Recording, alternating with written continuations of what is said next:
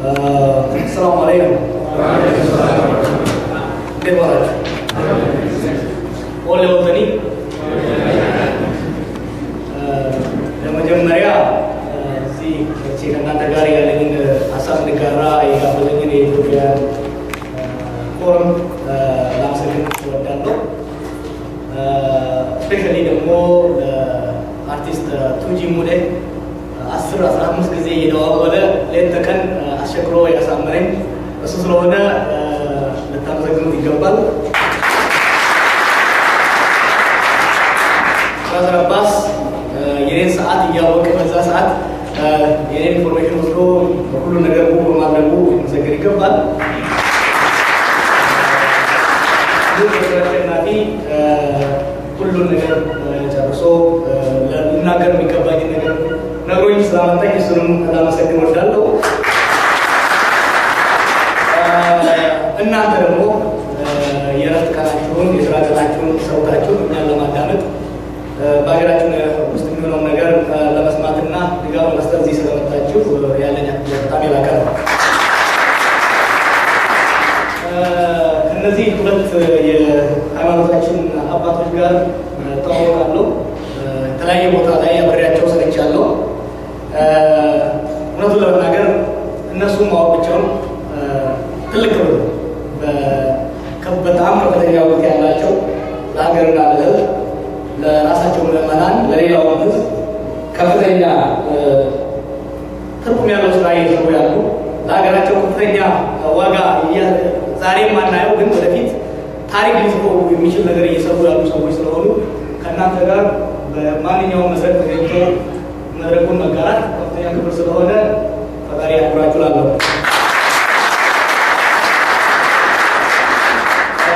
ኦሮሞ ሲደርት ሀፍኔ ብቱበት መሌ ሀብቴ ብቱበት እኔ ነው ቀረው ተብሎ እንጂ የሚነገር ቀረ ተብሎ አይደለም የሚናገሩት። መነገር ያለበትን አባቶቼ ጨርሰውታል። ትንሽ ትርፍራፊ ነገር ሰብስቤ ለእናንተ ለማቅረብ እሞክራለሁ። ዛሬ ለመናገር ለንግግር ያቀረብኩት ርዕስ የኢትዮጵያ ሙስሊሞች ትግል የስኬት ሚስጥር ምንድን ነው? ምንድን ነው ሚስጥሩ? ሌላ አይነት እንቅስቃሴዎች ለረጅም ጊዜ ሲሰሩ ብዙም ስኬታማ ነበሩም። ይሄንን ስኬታማ ያደረገው ምንድን ነው የሚለው ላይ ከስትራቴጂ አንጻር ነካ ለማድረግ ሞክራለሁ። አንድ ትግል ወይም ደግሞ የሙስሊሙ ትግል ስኬታማ ነው ሊያስብሉ ከሚችሉና የተለያዩ ግለሰቦችና ቡድኖች ተንታኞች ከሚያቀርቡት ውስጥ አንደኛው ለ14 ወራት ፍጹም ሰላማዊ በሆነ መልኩ ትግሉን መቀጠሉ በኢትዮጵያ ለረጅም ጊዜ ታይቶ ማያውቅ ሰስቴነብል የሆነ ሞመንተሙን ሰስቴን ያደረገ እንቅስቃሴ መሆኑ፣ ሁለተኛ ኮንስቲቱዌንሲው ማለትም የሙስሊሙ ማህበረሰብ ፍጹም አንድነት በታየበት ፍጹም ኮሚትመንት በታየበት በቀልጣፋ መልኩ ከዳር እስከ ዳር ማሳተፍ መቻሉ፣ ሶስተኛ የተለያዩ የኢትዮጵያ ማህበረሰብ አካሎች፣ የሃይማኖት ቡድኖች፣ የፖለቲካ ፓርቲዎች፣ የሲቪክ ማህበረሰቦች በአጠቃላይ የደገፉት ትግል መሆኑ፣ ያሉ የፖለቲካ ፓርቲዎች ያሉ የፖለቲካ ሰዎች እያልደገፈው አንዱ ሰው ላይ ከያኔዎች ከሌንጮ ለታ እስከ መስፍን ወልደማርያም ከኃይሉ ሻው እስከ ነጋሶ ጊዳዳ እስከ ብርሃኑ ነጋ ሙሉ በሙሉ የደገፉት የተስማሙበት አንድ ነገር ካለ ባለ እኔ በህይወቴ እስካየሁት ድረስ አንድ ሙቭመንት መሆኑ ይሄ ራሱ የሚገርም ስኬት ነው። በቀጥሎም ይህ መንግስት በሙስሊሙ ላይ ሳንጃውን ሲመልስ አንዱና ትልቁ ዓላማው ኢትዮጵያ ውስጥ የእስልምና ጽንፈኛ ኃይል መጥቷል ብሎ በመጮህ የምዕራባውያን ድጋፍ ማግኘት ነበረ። ድጋፍ ይሰጡኛል ብሎ ያሰባቸው ኃይሎች ለእሱ ድጋፍ መስጠት ሳይሆን ከሙስሊሙ ጋር ቆመው እየሰራ ያለው እንዳውም አንተን አሸባሪ የሚያደርግና አሸባሪዎችን ለመፈተን የሚጠቀሙበት ይችላል። በመጨረሻ ደግሞ እናንተን አስማምቶ አንድ አድርጎ ፍሬያማ በሆነ መልኩ ያሳተፈ ትግል ትልቁ ይሄ ይመስለኛል እና በዚህም ስኬታማ ነው። ለእነዚህ ሁሉ ስኬቶች ምንድን ነው ሚስጥሩ ብለን ስናይ ምንድን ነው ትልቁ ሚስጥር የዚህ ብለን ስናይ አንደኛውና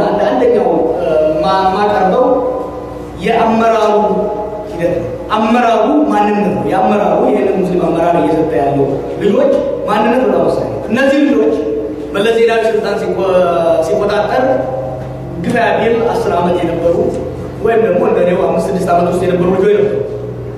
ይሄ ትልቅ አድቫንቴጅ ሰጥቷቸው ምን ላይ ሰጣቸው? አድቫንቴጅ ስርዓቱን ከስር እያዩት ነው ያደጉት። አድገው ተምረው ጨርሰው ደግሞ በስርዓት ውስጥ ገብተው ስለሰሩ የስርዓቱን ማንነት፣ የስርዓቱን ፍላጎት፣ የስርዓቱን ደባ በደንብ ለማወቅ እድሉ ነበራቸው። ከስራ አይተውታል፣ ከጎን እንደ ተማሪ አይተውታል። ከውስጡም ስላዩት የስርዓቱን ዓላማ መረዳት መቻላቸው ከፍተኛ አድቫንቴጅ ሰጥቷቸዋል።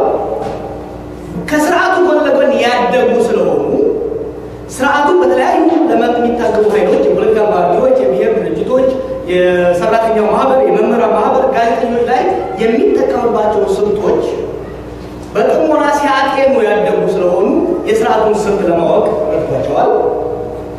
ስለዚህ በተለይ ደግሞ የስርዓቱን ዋነኛ መሳሪያ የሆነው የከፋፍለ ግዛ ማህበረሰቡን የመከፋፈል ስልትን እንዴት እንደሚሰራ ስለተገነዘቡት በሌሎቹ ላይ የደረሰው መውደቅና መሸነፍ በእነሱ ላይ እንዳይደርስ አስቀድሞ ስልት ለማውጣት እድል የሰጣቸው ይመስለኛል። ከዚህ የተነሳ ስርዓቱን በደንብ ከማወቃቸው የተነሳ ከስርዓቱ ቀድመው በማየት ለመራመድ የቻሉበት ሁኔታ ነው። ለዚህ ቅድም ለተነጠልኳቸው ስኬቶች ሊረዳቸው የቻለው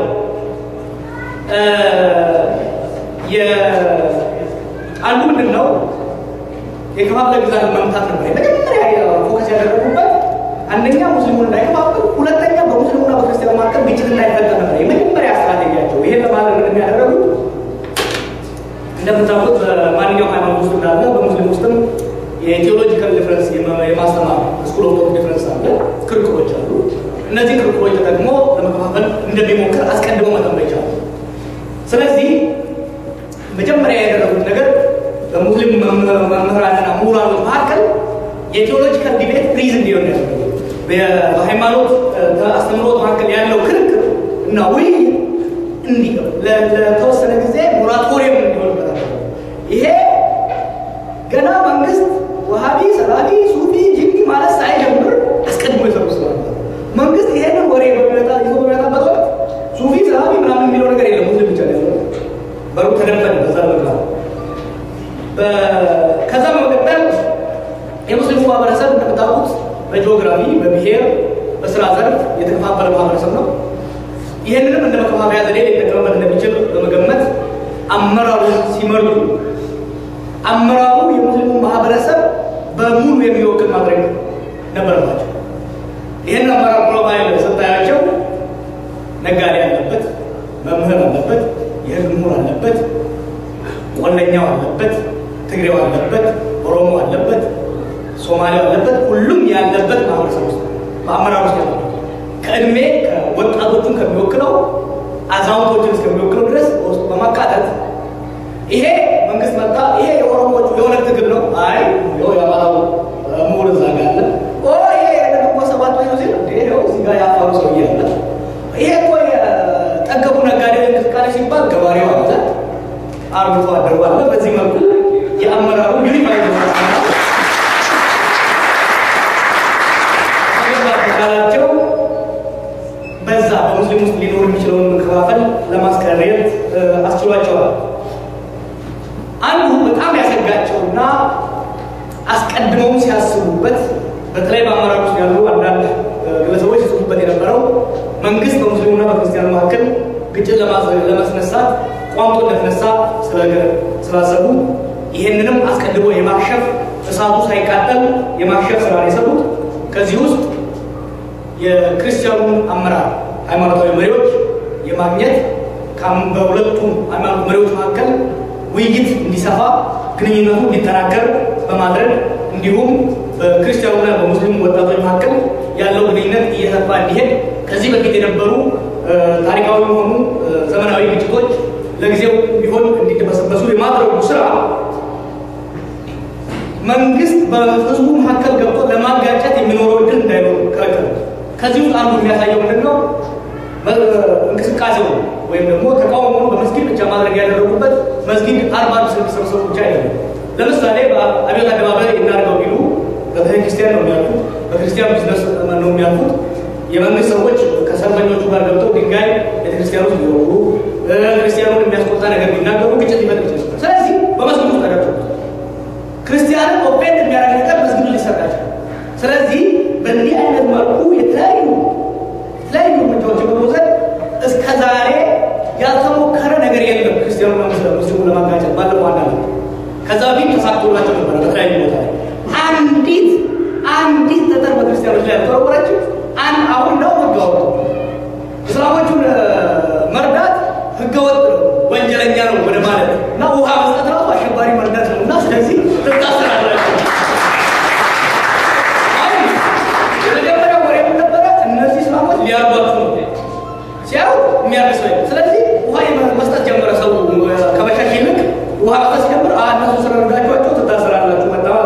በዚህ መልኩ የተሳካ ስራ መስራት ቻሉ። እንግዲህ ሌላው በተለይ ዲፕሎማሲ መልኩ የሰሩት ከፍተኛ ስራዎች አሉ። እንግዲህ ይሄ ሁሉ አንድ ላይ ተጨማምሮ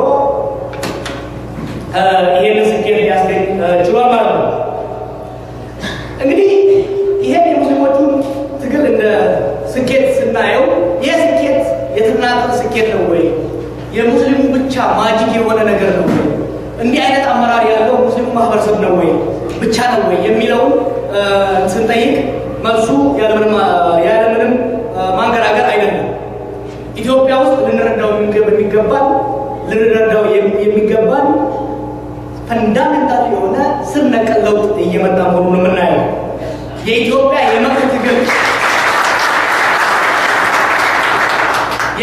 የመብት ትግል ስትራቴጂው፣ ማንነቱ፣ ፎከሱ እየተለወጠ መሆኑን መረዳት አለብን። ከነዚህ ለውጦች ውስጥ አንዱ ለረጅም ጊዜ የኢትዮጵያ የመብት ትግል አስሮና አሸብሮ የቆየው ህዝቡ ነፃ አውጪዎችን ሲጠብቅ መቆየት ነው። ህዝቡ መዳበሪያ ሲወደድበት፣ ከመሬቱ ሲፈናቀል፣ ሃይማኖቱ ሲነካበት ሁሌም ከሌ የሚባል ነፃ አውጪ ከሌ የሚባል የህዝብ ድርጅት ሁሌም አንጋጠው ውጭ ያሉትን ድርጅቶች መጠበቅ እንጂ ሲነካ አትንካኝ ብሎ ለራሱ መቆርቆርና ለራሱ መናገር እንደ ባህል አልነበረም። ይህ እየተለወጠ ያለበት ሁኔታ ነው የምናየውና ሰዎች በተለይ ደግሞ በግለሰብ ደረጃ ኢሹ ስፔሲፊክ በሆኑ በመሬት ጉዳይ ሊሆን ይችላል፣ በጋዜጠኛ ጉዳይ ሊሆን ይችላል። በነዛ አይነት ነገሮች ላይ በትንሹ ትንንሽ መብቶች ላይ ፎከስ ያደረገ ትንንሽ ስራዎችን እየሰሩ ስለሆነ ትንንሽ የሆኑ የመብት ታጋዮች፣ ትንንሽ የሆኑ የመብት ጀግናዎች እየተወለዱ እንደሆነ እናያለን።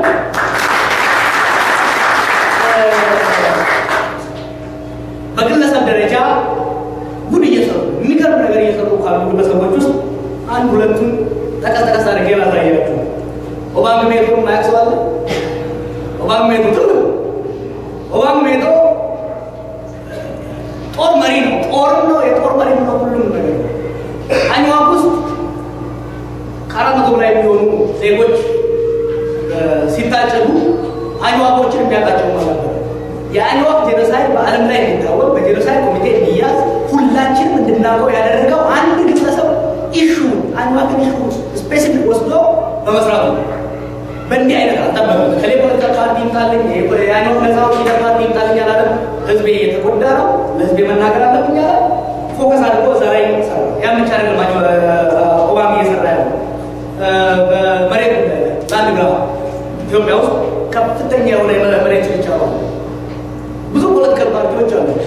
ናሽ መግለጫ ሁለት መግለጫ በኢትዮጵያ ውስጥ የመሬት ጉዳይ የኢንተርናሽናል አጀንዳ አድርጎ ላለፉት 6 ወራት በተለይ በዘጋቢያ ላይ በቢቢሲ ላይ ህንድ ውስጥ በህንድ የተለያዩ ድርጅቶች ውስጥ ሚዲያ ውስጥ ኢሹ እንደ ሜን ኢሹ ሆኖ በአሁኑ ጊዜ የዩኬ ፓርላመንት ኢንቨስቲጌት እንዲደረግ ወደ ማዘዝ የደረሰበት ደረጃ ላይ ለማድረግ ያደረገ ማነው ካላችሁ ከማንም በላይ ኦባንግ ሜቶ ነው።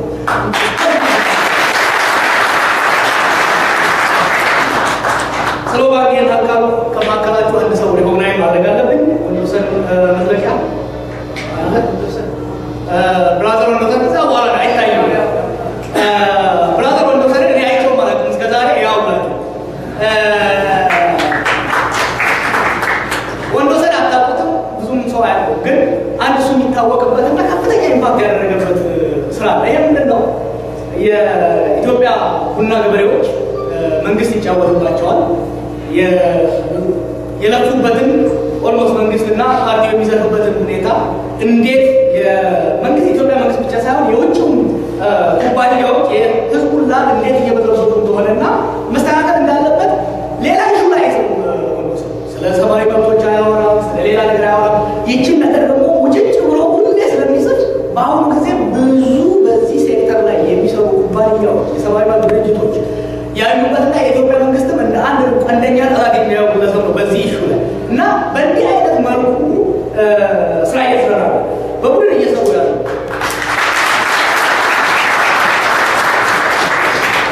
ቡድን እየሰሩ ያሉ ከመግባቴ በፊት በግለሰብ መልኩ እንደ ባንክ ያሉ እንደ ወሰድ ያሉ ሰዎች ምንድነው ለምንድነው ይሄ የመጣው?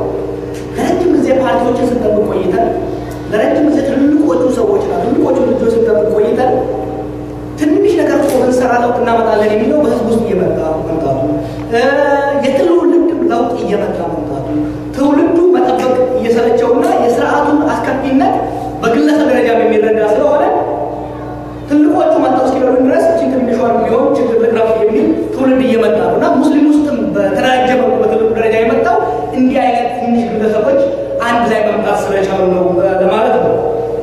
በቡድን ደረጃ የተንቀሳቀሱ ካሉት ውስጥ አንዱ ቡድን ብቻ ልጥቀስላችሁ። ዞን ናይነርስ ይባላሉ። ስማቸው ራሱ አይገባም፣ ምን ማለት እንደሆነ አይገባኝም። ዞን ተጠቂ ነው የሚባሉት፣ ትርጉሙ አይገባም። አዲስ አበባ ውስጥ የሚኖሩ ኢንጂነሮች ናቸው።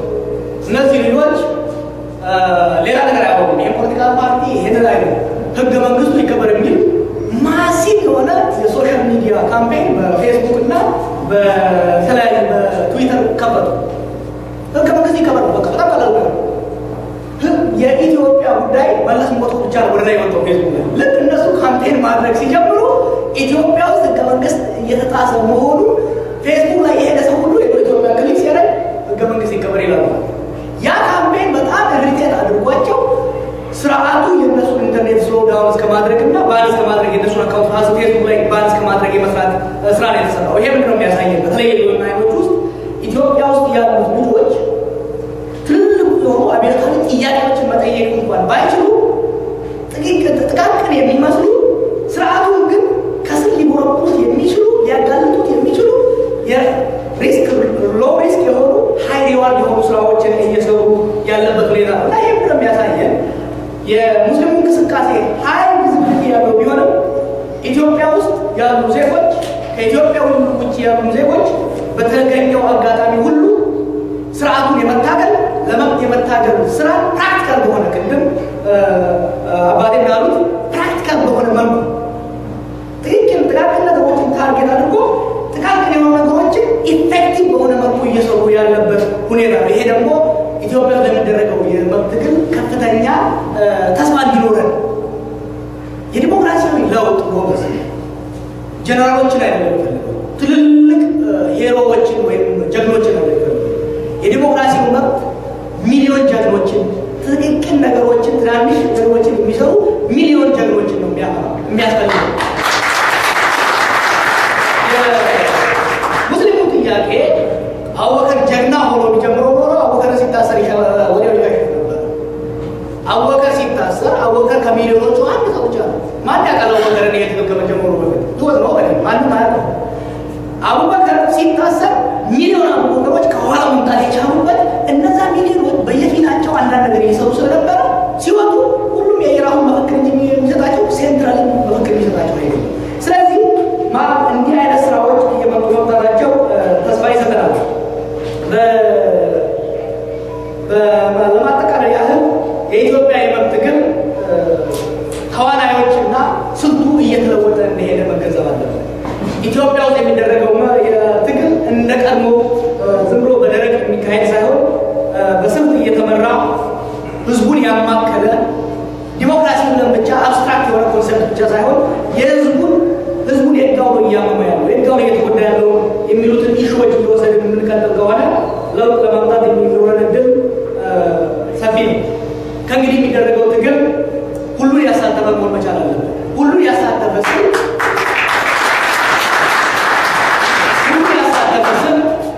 የብሔሮችን የፖለቲካ ፓርቲዎችን ብቻ አይደለም።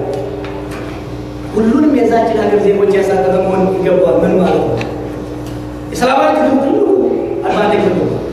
የሁሉም ሰው ትግል ሴቷ፣ ወንዱ፣ ሽማግሌው፣ ህፃኑ ቪዲዮ ታያላችሁ። የድምፃችን ይሰማል። ሁሉም ሰው አለበት። ትንሽ ህፃን ድምፃችን ይሰማ ይላል። ህፃኖች ድንጋይ ወርቁ ድምፃችን የሚሰራ በፊደል ያስቀምጣሉ። እንዲህ አይነት ነገሮች ሁሉም የሚያሳትፍ ትግል መሆን መቻል አለበት። በአንድ የማህበረሰብ ቡድን ላይ ያነጣጠረ ሳይሆን በስርዓት ላይ ያነጣጠረ መሆን መቻል አለበት። ከዚህ በፊት አንዱ እዛ ሀገር ውስጥ አንድ አምባገነን ሲወድቅ ሌላው የሚወጣበትና ለህዝብ የሚሆን መንግስት ያመጣበት ምክንያት ሁሌም አንድ ማህበረሰብ ተደራጅቶ ሌላው ማህበረሰብ ለመታገል የሚያደርገው ያ ምንድነው? ሁለቱ ማህበረሰብ ሲታገል በመካከላቸው አንድ አይነት አውጣ ወጥቶ ሁለቱም ሲረግጥ የሚኖርበት ሁኔታ ያለ። ስለዚህ እንግዲህ የሚደረገው ትግል ቨርቲካል መሆን አለበት። ሆሪዞንታል የሆኑ ቴንሽኖች የሉም ማለት አይደለም። በቡድኖች መካከል ግጭቶችና ልዩነቶች የሉም ማለት አይደለም። እነዛ ልዩነቶች ወደፊት በሚኖረው የሲቪክ እና ፖለቲካል ስፔስ መፈታት ያለባቸው እንጂ በአሁኑ ወቅት የምናቆርበት መሆን የለባቸው። አሁን ሁሉም ማህበረሰብ ችግሩን በቀጥታ መፍታት ወዳለበትና እየነገራቸው ወዳለው መጨረሻ እንግዲህ ስለ እናንተ ማውራት አለብኝ። ዳያስፖራው ደጋግሜ እንግዲህ የምታዳምጡ ሰዎች እንደምለው በዳያስፖራ ያለ ሰዎች የትግል ደጋፊ እንጂ የትግል ረሱ አይደለም። ይህ ማለት አገር ቤት የሚደረጉ ትንሽ ሆኑ ትልቅ እንቅስቃሴዎችን ድጋፍ ከመስጠት ውጪ እኛ እዚህ ሀገር ቁጭ ብለን ፖለቲካዊ ድርጅት አቋቁመን እከሌን ነፃ እናወጣለን እከሌን እንገረሰሳለን የሚለው ኢስ ኢምፕራክቲካል እና ኢሞራል ነው። ለምንድን ነው ኢምፕራክቲካል? አንደኛ ትግል ማለት መያያዝን የሚጠይቅ እዚህ ቆመ እሱ እዛ ቆመ መታገል አይቻልም። እኔ እና እሱ ለመታገል ፊዚካሊ መነካከል መቻል አለብን። እዛ ህዝብ ውስጥ ከሌለ ፕራክቲካሊ የትግሉ አካል አይደለም፣ ውጭ ያለ ኢሞራል ነው። ምንበት ምክንያት ነው አንተ ልትጨብጠው ያልተዘጋጀው እሳት በሌላ ሰው እጅ መጨበጥ ማለት ኢሞራል ነው። በኔ ነው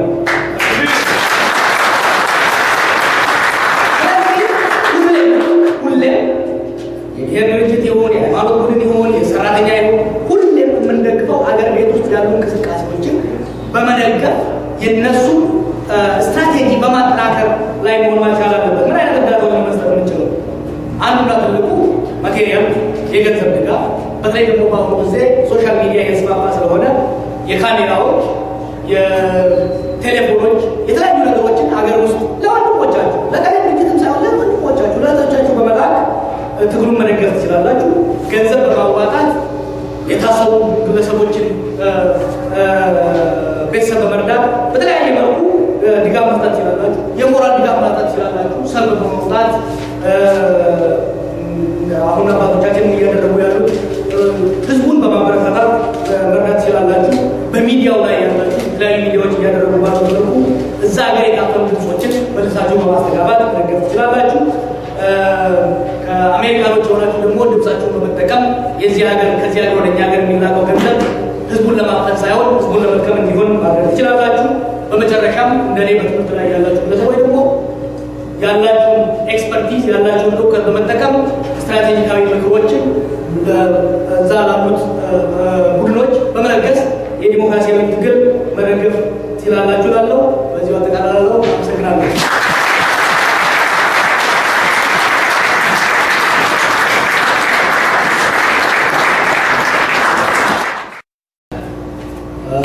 السلام عليكم. كيف حالك؟ قول لي وطني. ለመጀመሪያ እዚህ ከእናንተ ጋር ያለኝን ሀሳብ እንጋራ የጋበዘኝን የኢትዮጵያ ፎረም ላመሰግን እወዳለሁ። ስፔሻሊ ደግሞ ለአርቲስት ቱጂ ሙሌ 10-15 ጊዜ እየደዋወለ ሌት ተቀን አስቸግሮ ያሳመረኝ እሱ ስለሆነ ልታመሰግኑት ይገባል። ራስ የኔን ሰዓት እያወቀ በዛ ሰዓት የኔን ኢንፎርሜሽን ወስዶ ሁሉ ነገር ሙሉ ማድረጉ ሊመሰገን ይገባል። አሸናፊ ሁሉን ነገር ጨርሶ ልናገር የሚገባኝ ነገር ነግሮኝ ስላመጣኝ እሱንም ላመሰግን እወዳለሁ። እናንተ ደግሞ የረፍት በሀገራችን ውስጥ የሚሆነው ነገር ለመስማትና ድጋፍ ለመስጠት እዚህ ስለመጣችሁ ያለኝ በጣም የላቀ ነው። ከእነዚህ ሁለት የሃይማኖታችን አባቶች ጋር ተዋውቃለሁ። የተለያየ ቦታ ላይ አብሬያቸው ሰርቻለሁ። እውነቱን ለመናገር እነሱም ማወቅ ብቻውን ትልቅ ክብር፣ በጣም ከፍተኛ እውቀት ያላቸው ለሀገርና ለሕዝብ ለራሳቸው ምዕመናን ለሌላው ሕዝብ ከፍተኛ ትርጉም ያለው ስራ እየሰሩ ያሉ ለሀገራቸው ከፍተኛ ዋጋ ዛሬም ማናየው ግን ወደፊት ታሪክ ሊጽፈው የሚችል ነገር እየሰሩ ያሉ ሰዎች ስለሆኑ ከእናንተ ጋር በማንኛውም መድረክ ተገኝቶ መድረኩን መጋራት ከፍተኛ ክብር ስለሆነ ፈጣሪ ያክብራችሁ እላለሁ። ኦሮሞ ሲደርት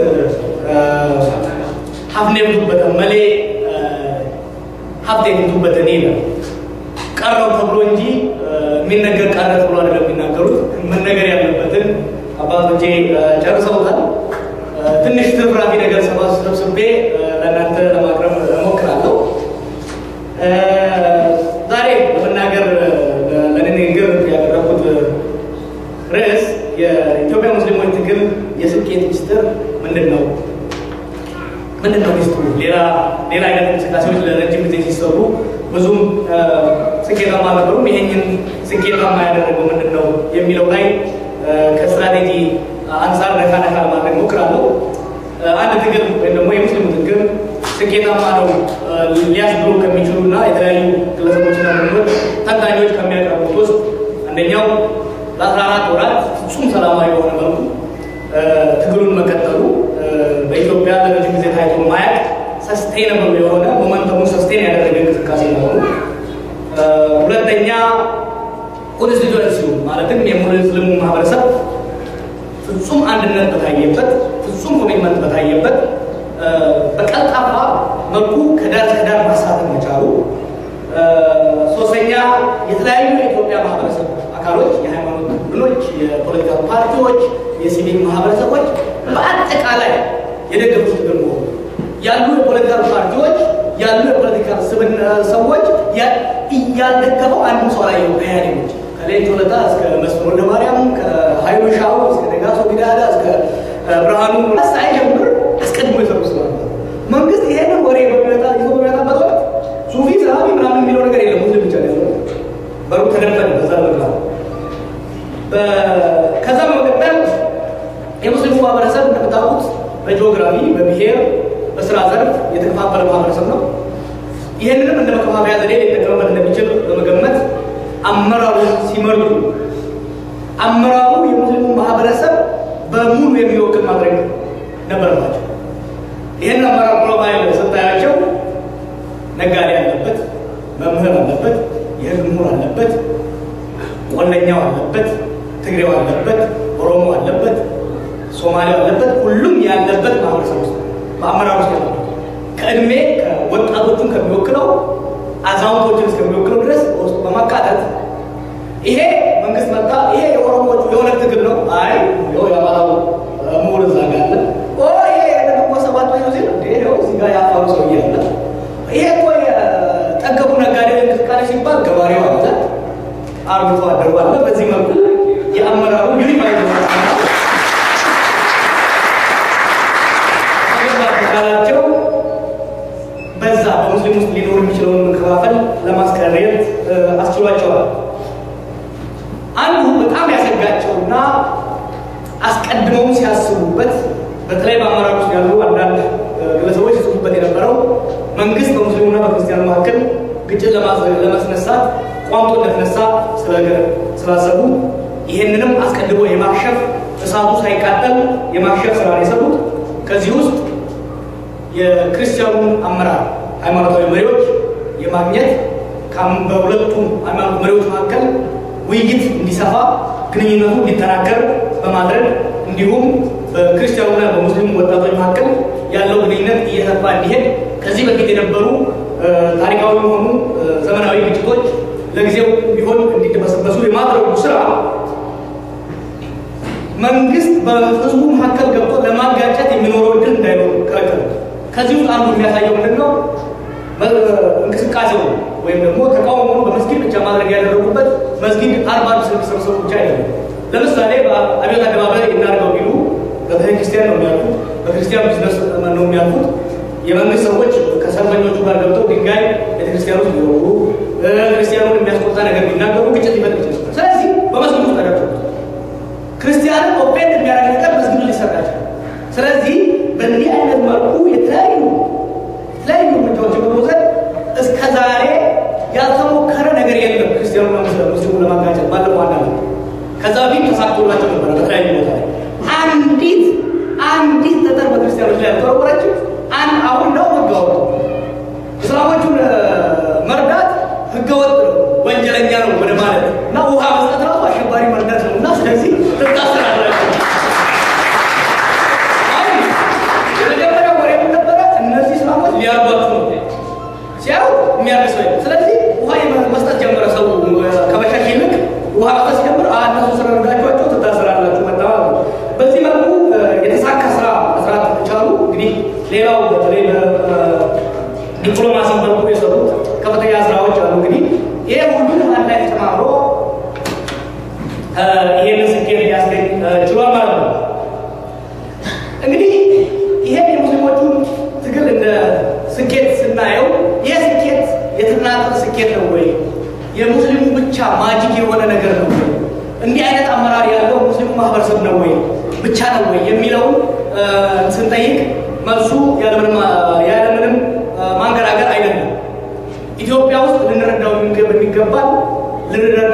የሚገባን ፈንዳሜንታል የሆነ ስር ነቀል ለውጥ እየመጣ መሆኑን የምናየው የኢትዮጵያ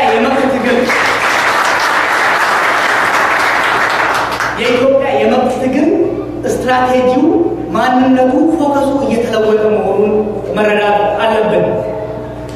ከነዚህ ለውጦች ውስጥ አንዱ ለረጅም ጊዜ የኢትዮጵያ የመብት ትግል አስሮና አሽመድምዶ የቆየው ህዝቡ ነፃ አውጪዎችን ሲጠብቅ መቆየት ነው። ህዝቡ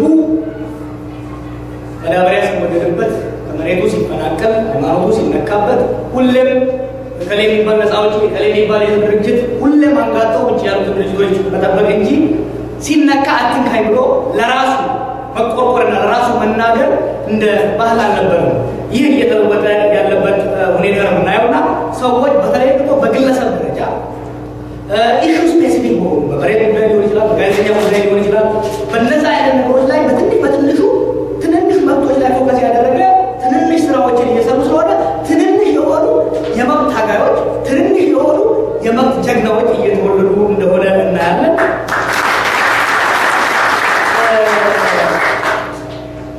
በግለሰብ ደረጃ ጉድ እየሰሩ የሚገርም ነገር እየሰሩ ካሉ ግለሰቦች ውስጥ አንድ ሁለቱን ጠቀስ አድርጌ ላሳያችሁ። ኦባንግ ሜቶ ማያውቅ ሰው አለ? ኦባንግ ሜቶ ኦባንግ ሜቶ ጦር መሪ ነው። ጦርም ነው፣ የጦር መሪ ነው፣ ሁሉም ነገር። አኝዋክ ውስጥ ከ400 በላይ የሚሆኑ ዜጎች ሲታጨዱ አኝዋኮችን የሚያውቃቸው ማለት ነው። የአኝዋክ ጄኖሳይድ በዓለም ላይ እንዲታወቅ በጄኖሳይድ ኮሚቴ እንዲያዝ ሁላችንም እንድናውቀው ያደረገው አንድ ግለሰብ ኢሹ አኝዋክን ኢሹ ስፔሲፊክ ወስዶ በመስራቱ በእንዲህ አይነት አልጠበቅም። ከሌ ፖለቲካ ፓርቲ ይምጣልኝ የአኝዋክ ነፃ አውጪ ፓርቲ ይምጣልኝ አላለም። ህዝቤ የተጎዳ ነው፣ ለህዝቤ መናገር አለብኝ አለ። ፎከስ አድርጎ እዛ ላይ ሰራ። ያን ብቻ አይደለም ኦባማ እየሰራ ያለው በመሬት ላንድ ግራፍ ኢትዮጵያ ውስጥ ከፍተኛ የሆነ መሬት ችርቻ ነው። ብዙ ፖለቲካል ፓርቲዎች አሉ። ማሽ መግለጫ፣ ሁለት መግለጫ በኢትዮጵያ ውስጥ የመሬት ጉዳይ የኢንተርናሽናል አጀንዳ አድርጎ ላለፉት 6 ወራት በተለይ በዘጋቢያ ላይ በቢቢሲ ላይ ህንድ ውስጥ በህንድ የተለያዩ ድርጅቶች ውስጥ ሚዲያ ውስጥ ኢሹ እንደ ሜን ኢሹ ሆኖ በአሁኑ ጊዜ የዩኬ ፓርላመንት ኢንቨስቲጌት እንዲደረግ ወደ ማዘዝ የደረሰበት ደረጃ ላይ ለማድረግ ያደረገ ማነው ካላችሁ ከማንም በላይ ኦባንግ ሜቶ ነው።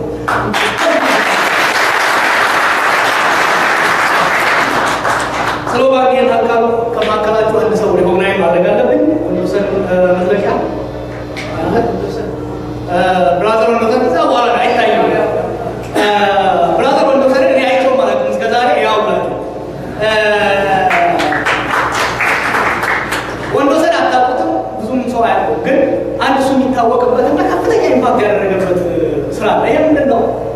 የኢትዮጵያ ቡና ገበሬዎች መንግስት ይጫወትባቸዋል። የለፉበትን ኦልሞስት መንግስትና ፓርቲው የሚዘርፉበትን ሁኔታ እንዴት የመንግስት ኢትዮጵያ መንግስት ብቻ ሳይሆን የውጭውን ኩባንያዎች የህዝቡን ላብ እንዴት እየበጠበጡ እንደሆነና መስተካከል እንዳለበት ሌላ ኢሹ ላይ ስለ ሰብአዊ መብቶች አያወራም፣ ስለ ሌላ ነገር አያወራም። ይችን ነገር ደግሞ ውጭጭ ብሎ ሁሌ ስለሚጽፍ በአሁኑ ጊዜ ብዙ በዚህ ሴክተር ላይ የሚሰሩ ኩባንያዎች፣ የሰብአዊ መብት ድርጅቶች ያሉበትና የኢትዮጵያ መንግስትም እንደ አንድ ቀንደኛ ጠላት የሚያዩ ግለሰብ ነው በዚህ ኢሹ ላይ እና በእንዲህ አይነት መልኩ ስራ እየሰራ ነው። በቡድን እየሰሩ ያሉ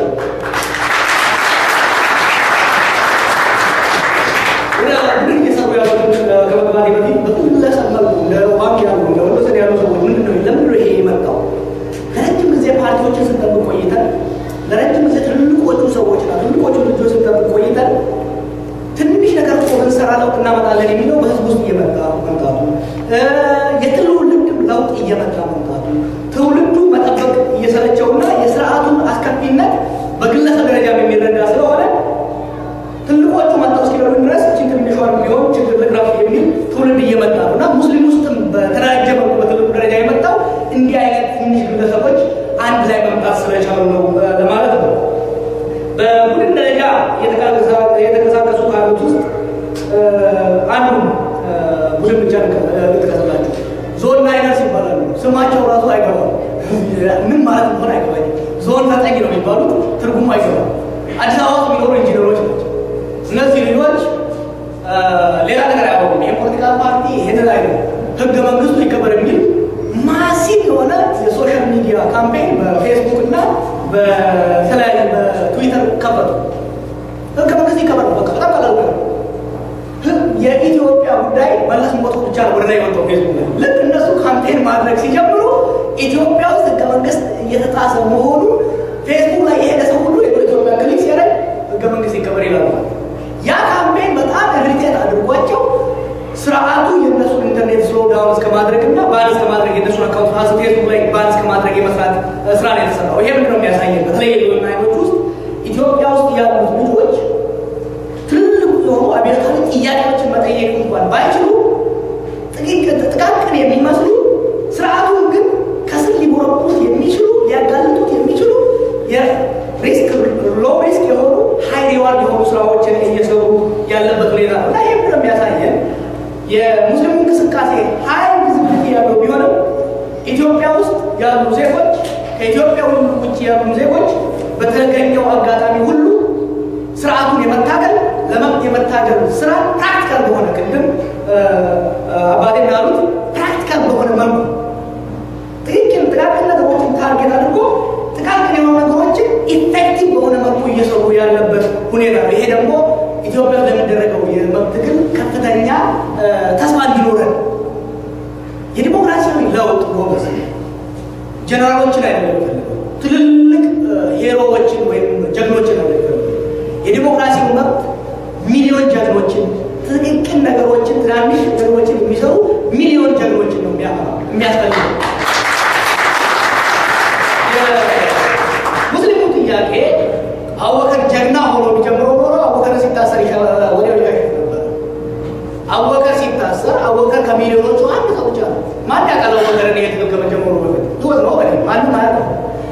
አቡበከር ሲታሰር ሚሊዮን አቡበከሮች ከኋላ መምጣት የቻሉበት እነዛ ሚሊዮኖች በየፊናቸው አንዳንድ ነገር እየሰሩ ስለነበረ ሲወጡ ሁሉም የኢራን መፈክር እንጂ የሚሰጣቸው ሴንትራል መፈክር የሚሰጣቸው አይደለም። ነጋ ሙሉ በሙሉ የደገፉት የተስማሙበት አንድ ነገር ካለ ባለ እኔ በህይወቴ እስካየሁት ድረስ አንድ ሙቭመንት መሆኑ ይሄ ራሱ የሚገርም ስኬት ነው። በቀጥሎም ይህ መንግስት በሙስሊሙ ላይ ሳንጃውን ሲመልስ አንዱና ትልቁ ዓላማው ኢትዮጵያ ውስጥ የእስልምና ጽንፈኛ ኃይል መጥቷል ብሎ በመጮህ የምዕራባውያን ድጋፍ ማግኘት ነበረ። ድጋፍ ይሰጡኛል ብሎ ያሰባቸው ኃይሎች ለእሱ ድጋፍ መስጠት ሳይሆን ከሙስሊሙ ጋር ቆመው እየሰራ ያለው እንዳውም አንተን አሸባሪ የሚያደርግና አሸባሪዎችን ለመፈንቀል የሚጠቀሙበት ይችላል። በመጨረሻ ደግሞ እናንተን አስማምቶ አንድ አድርጎ ፍሬያማ በሆነ መልኩ ያሳተፈ በዚህም ስኬታማ ነው። እሺ ለእነዚህ ሁሉ ስኬቶች ምንድነው ሚስጥሩ ብለን ስናይ ምንድነው ትልቁ ሚስጥር የዚህ ብለን ስናይ አንደኛውና አንደኛው ማቀርበው የአመራሩ ሂደት ነው። አመራሩ ማንነት ነው። የአመራሩ ይሄንን ሙስሊም አመራር እየሰጠ ያለው ልጆች ማንነት ነው ወሳኝ። እነዚህ ልጆች መለስ ዜናዊ ስልጣን ሲቆጣጠር ግፋ ቢል 10 ዓመት የነበሩ ወይም ደግሞ እንደኔው 5-6 ዓመት ውስጥ የነበሩ ልጆች ነበሩ። ይሄ ትልቅ አድቫንቴጅ ነው። ምንድነው የሰጣቸው አድቫንቴጅ? ስርዓቱን ከስር እያዩት ነው ያሉት። አንዱ ተምረው ጨርሰው ደግሞ በስርዓት ውስጥ ገብተው ስለሰሩ የስርዓቱን ማንነት፣ የስርዓቱን ፍላጎት፣ የስርዓቱን ደባ በደንብ ለማወቅ እድሉ ነበራቸው። ከስራ አይተውታል፣ ከጎን እንደ ተማሪ አይተውታል።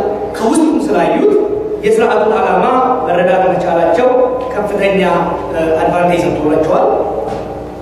ከስርዓቱ ጎን ለጎን ያደጉ ስለሆኑ ስርዓቱን በተለያዩ ለመብት የሚታገሉ ኃይሎች፣ የፖለቲካ ፓርቲዎች፣ የብሔር ድርጅቶች፣ የሰራተኛው ማህበር፣ የመምህራን ማህበር፣ ጋዜጠኞች ላይ የሚጠቀምባቸው ስልቶች በጥሞና ሲያጤኑ ያደጉ ስለሆኑ የስርዓቱን ስልት ለማወቅ ረድቷቸዋል። ስለዚህ በተለይ ደግሞ የስርዓቱን ዋነኛ መሳሪያ የሆነው የከፋፍለ ግዛ ማህበረሰቡን የመከፋፈል ስልትን እንዴት እንደሚሰራ ስለተገነዘቡት በሌሎቹ ላይ የደረሰው መውደቅና መሸነፍ በእነሱ ላይ እንዳይደርስ አስቀድሞ ስልት ለማውጣት እድል የሰጣቸው ይመስለኛል። ከዚህ የተነሳ ስርዓቱን በደንብ ከማወቃቸው የተነሳ ከስርዓቱ ቀድመው በማይልስ ለመራመድ የቻሉበት ሁኔታ ነው። ለዚህ ቅድም ለተነጠልኳቸው ስኬቶች ሊረዳቸው የቻለው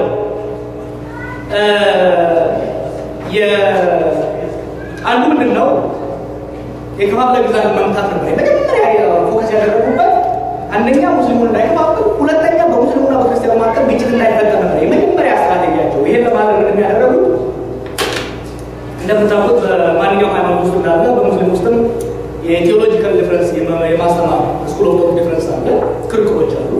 እነዚህ ክርክሮች ደግሞ ለመከፋፈል እንደሚሞክር አስቀድመው መተንበይ ቻሉ። ስለዚህ መጀመሪያ ያደረጉት ነገር በሙስሊም መምህራንና ምሁራኖች መካከል የቴዎሎጂካል ዲቤት ፍሪዝ እንዲሆን ያደረጉ፣ በሃይማኖት አስተምሮት መካከል ያለው ክርክር እና ውይይት እንዲቀር ለተወሰነ ጊዜ ሞራቶሪየም እንዲሆን ይሄ ገና መንግስት ወሃቢ፣ ሰላፊ፣ ሱፊ